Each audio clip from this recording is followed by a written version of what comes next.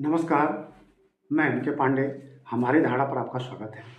आज हम अपने इस वीडियो में सरस्वती नदी के इतिहास के बारे में आपको संक्षिप्त जानकारी देने जा रहे हैं। यह जानकारी पुराणों के आधार पर है और वर्तमान में जो भौगोलिक अवधारणा है, उसे भी प्रस्तुत किया जाएगा, लेकिन पुराणों का सहारा लिया जाएगा। तो अभी सरस्वती नदी काफ़ी चर्चित रही हैं। राजस्थान के जैसलमेर में एक ऐसा उद्गार हुआ है, जिसे देखने के बाद यह कहा जा रहा है कि माँ सरस्वती का प्राकट्य हो गया है। हमने इसके पहले भी एक वीडियो आपके सामने प्रस्तुत किया था, आप उसे भी देख सकते हैं। लेकिन यह जो वीडियो है, इसमें आपको माता सरस्वती के प्राकट्य का विवरण तो दिया ही जाएगा, लेकिन सरस्वती नदी के इतिहास के बारे में हम आपको संक्षिप्त जानकारी देने जा रहे हैं। आपसे रिक्वेस्ट है कि आप इस वीडियो को एक-एक शब्द देखिएगा, आपको बहुत अच्छा लगेगा। आप अगर हमारे चैनल को अब तक सब्सक्राइब नहीं किए हैं, तो प्लीज़ आप सब्सक्राइब भी कर लेंगे। इस वीडियो को आप ज़रूर लाइक और शेयर कीजिएगा। तो हम मूल बात पे आते हैं। जैसा कि पुराण कहते हैं, पुराणों में 30 लगभग 30 सरस्वती नदियों का उल्लेख मिलता है। आप जान लीजिए कि भारत में एक सरस्वती नदी नहीं है कि उनके बारे में शोध हो जाए और उन्हें खोज लिया जाए कि हाँ, यही सरस्वती हैं। जो राजस्थान में सरस्वती मिली हैं, वो एक प्रमाण है, वो एक सरस्वती का प्रमाण है। लेकिन ऐसी 30 नदियाँ भारत में बहती हैं, जिन्हें माता सरस्वती कहा जाता है, सरस्वती नाम दिया जाता है। तो ऐसी 30 नदियाँ हैं, जिनमें से हम 5 से 6 सरस्वती का नाम लेंगे। पुराणों में ऐसी 30 नदियाँ हैं, लेकिन उनमें से 5 से 6 का नाम यहाँ लिया जाएगा और उनको संबद्ध आधुनिक जो शोध चल रहे हैं और जिनको प्राकट्य दिखाया जा रहा है सरस्वती का, उन्हें संबद्ध किया जाएगा। तो अब हम आते हैं मूल बात पे कि सरस्वती नदी कहाँ-कहाँ, कैसे? तो पुराणों में कुछ पुराणों का हम उल्लेख करेंगे, जैसे कि ब्रह्म पुराण में माता सरस्वती का उल्लेख है, स्कंद पुराण, शिव पुराण, इनमें भागवत पुराण, इनमें सरस्वती नदी के इतिहास का विवरण मिलता है और कुल मिला के लगभग 30 सरस्वती नदियों का ऐसा उल्लेख आता है। इनमें से 5 से 6 के बारे में हम आपको ये सामने विवरण देने जा रहे हैं। बड़े संक्षेप में हम बोलेंगे, इसलिए हम थोड़ा जल्दी प्रस्तुत कर रहे हैं कि आप एक-एक शब्द देख लें कम से कम।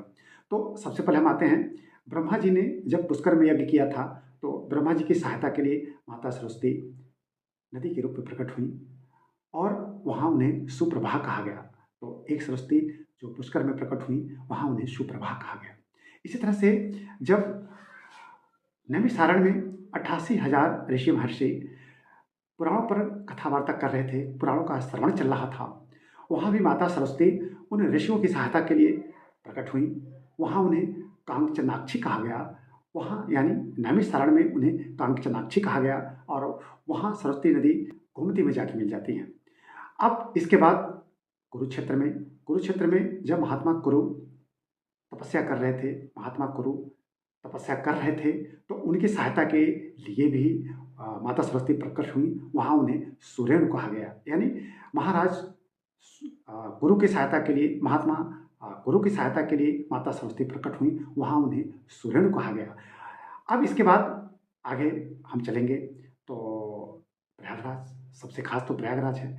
प्रयागराज में माता सरस्वती और माता गंगा और माता यमुना का जहाँ संगम होता है, उसे त्रिवेणी संगम कहते हैं। वहाँ महाकुंभ का आयोजन होता है, जो इस समय चल भी रहा है।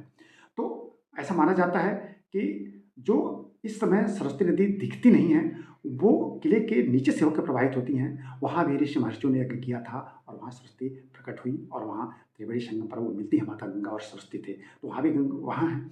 फिर आगे हम चलेंगे तो गया में जब राजा गए तपस्या कर रहे थे, वहाँ भी माता सरस्वती प्रकट हुई और वो वहाँ स्थानीय फल्गु नदी भी मिल जाती है। तो हमने आपके समक्ष 5-6 सरस्वती नदियों का उल्लेख किया।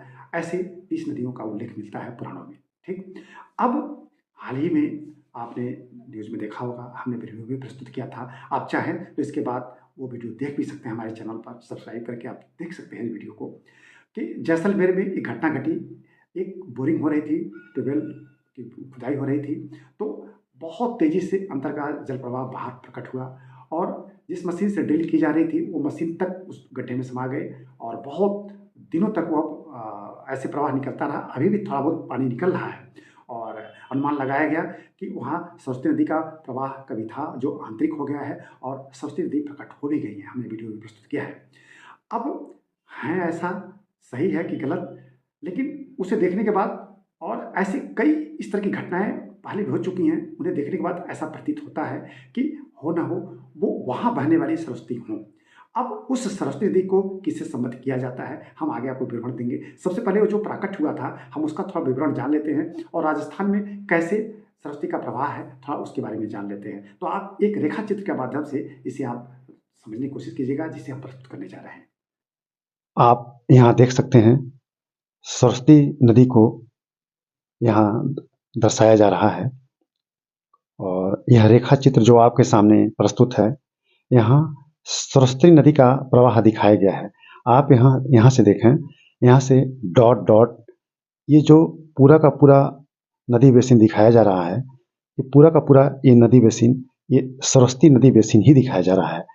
आप इसके ऊपर जाएंगे तो ये पूरा का पूरा सिंधु नदी तंत्र यहाँ दर्शाया गया है। यह सिंधु नदी है, सतलज इसमें आके मिलती है, ऊपर से चिनाब, बाकी झेलम, ब्यास, रावी ऊपर नदियाँ हैं, उनको यहाँ नहीं दिखाया गया है। यहाँ सरस्वती को दिखाया गया है। सरस्वती नदी शिवालिक से निकलती हैं।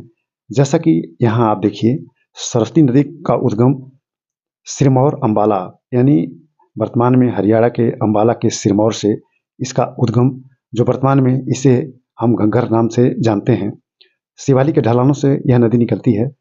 कुछ समय तक यह लुप्त हो जाती है और पुनः कुरुक्षेत्र और करनाल में यह घग्गर नाम से प्रकट होती है। आगे ये जैसलमेर और बाड़मेर में कहीं दिखती है, कहीं लुप्त, और अंततः बाड़मेर के हनुमानगढ़ में यह नदी पूरी की पूरी तरह लुप्त हो जाती है। जैसा कि यहाँ दर्शाया गया है, वही चीज आपके सामने यहाँ प्रस्तुत है। यह रेखा चित्र यहाँ दर्शाया जा रहा है। कहा जाता है और हमारे भूगोलवेत्ता भी मानते हैं, यह नदी आगे बाड़मेर, जैसलमेर और बाड़मेर का पूरा क्षेत्र है। जैसलमेर और बाड़मेर में काफ़ी चौड़ाई में बहती थी, 5 से 8 किलोमीटर तक इसका बेसिन हुआ करता था।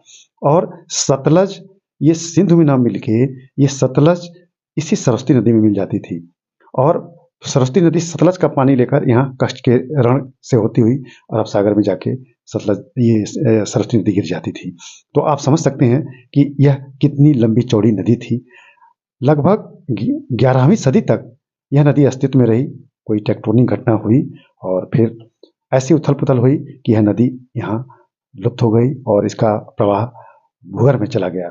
अभी हाल ही में जो शोध हुए हैं और जितने भी शोध बाहर और अंदर के हुए हैं, हमारे वैज्ञानिकों ने किए हैं, उनमें अंदर एक प्रवाह पाया गया है और यह प्रवाह बहुत तेज गति से ऊपर की तरफ प्रकट हुआ है। अभी जैसा कि हमने बताया, एक वीडियो भी इसके पहले हमने आपके सामने प्रस्तुत किया था कि जैसलमेर के मोहनगढ़ में एक ट्यूबवेल बोरिंग के दौरान अंदर से बहुत तेज प्रवाह बाहर प्रकट हुआ और उसे काल्पनिक सरस्वती का एक प्राकट्य माना जा रहा है। तो आप यहाँ रेखा चित्र में देख सकते हैं, इस जगह, यह जो यहाँ जगह दिखाई जा रही है, काफ़ी लंबा चौड़ा है। तो अब इस नदी को अगर हम काल्पनिक कह दें और यह कि नहीं सिर्फ काल्पनिक है, तो इसे काल्पनिक मानना भी उचित नहीं है। यह नदी अस्तित्व में रही है, आज भी है।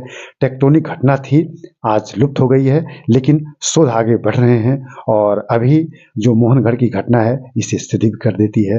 तो हमें बड़ी खुशी है कि एक घटना ऐसी घटी है जो इस नदी का प्रमाण प्रस्तुत करती है। जैसा कि आपने इस रेखा चित्र में देखा कि किस तरह से प्राकट्य हुआ माता सरस्वती का और कहाँ से निकल रही है, कैसे निकल रही है। अब पुराणों में जितने भी सरस्वती नदी का उल्लेख है, हमने आपके सामने 5 से 6 सरस्वती नदी का उल्लेख किया। इनमें जब कुरुक्षेत्र में महात्मा कुरु तपस्या कर रहे थे, तो सुरेणु नाम से जो सरस्वती प्रकट हुई थी, वही दिशद्वती नदी में जाके मिल गई। और ऐसा कहा जा सकता है, पुराण भी कहते हैं, ऋग्वेद में भी दिशद्वती का नाम आता है और दिशद्वती को ही संबद्ध किया जाता है सरस्वती से। तो जो राजस्थान में इस समय सरस्वती का प्राकट्य हो रहा है, वह दिशद्वती का ही एक तरफ से उसी का एक तरफ से प्रवाह है, उसी की कंटिन्यूटी है।